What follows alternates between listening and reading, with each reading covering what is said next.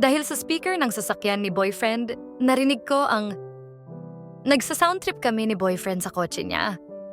Galing kami ng Batangas at pauwi na. Biglang may tumawag sa kanya, sabi niya mama niya.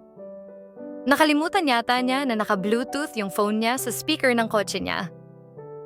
Pasweet ang boses. Ang boses ng mama niya ay matapang na parang laging nagsusungit. Pero yung narinig ko pa sweet girl, hello la, ang narinig ko para bang hello love yung sasabihin. Biglang binaba niya yung tawag.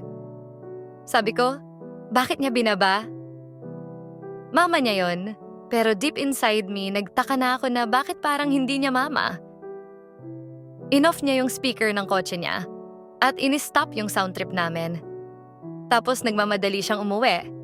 Ang bilis ng takbo ng kotse niya. Maya't maya natawag yung sinasabi niya na mama kasi nagba-vibrate yung phone niya kaya sure ako tinatawagan siya ulit.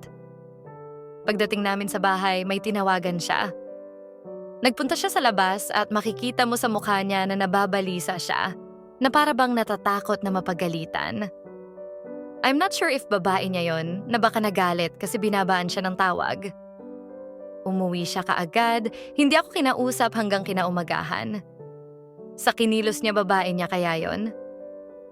Mama lang lagi niyang sinasabi pag tinatanong ko kung sino, kasi hanggang ngayon hindi mapakali ang isip ko.